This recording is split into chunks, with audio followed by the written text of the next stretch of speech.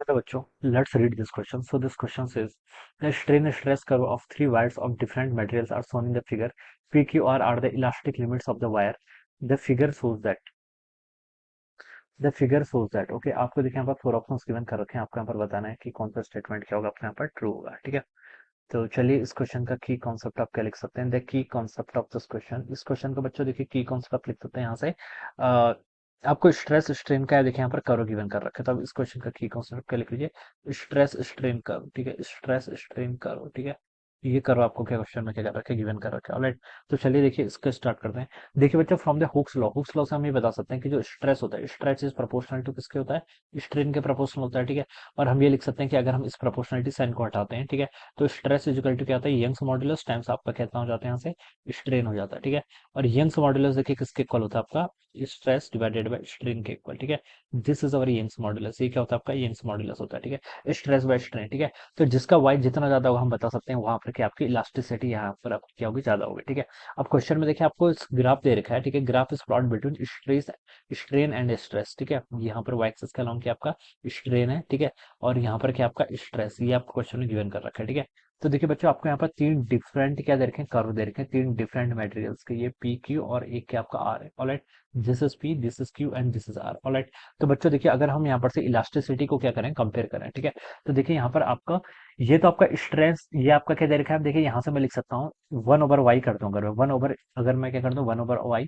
ये किसके इक्वल हो जाएगा, this is equal to strain divided by stress. ये किसके इक्वल होगा, आपका स्ट्रेन डिवाइडेड बाय स्ट्रेस के इक्वल होगा. तो इसमें देखो दे बच्चों, देखो यहाँ पर आपको तीन पी क्यू आर दे रखे. इसमें सबसे ज्यादा स्लोप कितना है, स्लोप होता है देखिए आपका, स्लोप होता है आपका ये एंगल. ठीक है. ये आपका एम एम से हम स्लोप को डिफाइन करते हैं. एम होता है आपका टेन थीटा के इक्वल. ठीक है. और 0 से 90 के बीच में हम बता सकते हैं कि टेन थीटा का वेरिएशन क्या होता है, टेन जीरो पर जीरो होता है, 90 पर क्या होता है, इन्फिनिटी. तो जिसका सबसे ज्यादा एंगल देखिए किसका बनना है, ये एक्स एक्सिस के साथ. ठीक है. इस स्ट्रेस वाले एक्सिस के साथ जो एंगल बनता है दैट इज डिफाइंड. ठीक है. तो देखिए बच्चों, यहाँ पर सबसे ज्यादा एंगल किसका बनना है, पी का बनना है. ठीक है. उसके बाद किसका बनना है, क्यू का, फिर आर का. तो हम बता सकते हैं जो अपने यहाँ पर सबसे ज्यादा स्लोप होगा वो किसका है, पी का.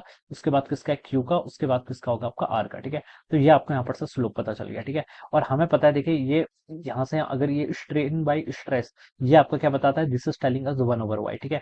तो हम बता सकते हैं एम और वन ओवर वाई ये क्या है, एक दूसरे के इनवर्सली प्रोपोर्शनल है. ठीक है.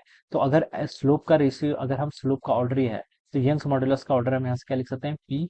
यहाँ पर आपका Y of Q, Y of R, ये क्या होगा, आपका रिवर्स हो जाएगा इस तरीके से. ऑलराइट. तो ये हम बता सकते हैं दिस इज द, ये आपका क्या आएगा, this gives us the ratio of the elasticity. तो सबसे ज्यादा इलास्टिसिटी किसकी, आर की, फिर किसकी, क्यू की, फिर किसकी, पी की. ठीक है. तो ऑप्शंस में देखें तो फर्स्ट में लिखा है elasticity of the wire P is maximum. P की मैक्सिमम है, तो दिस इज रॉन्ग, बिल्कुल रॉन्ग है. सेकंड पे लिखा है elasticity of the wire Q is maximum. This is again incorrect.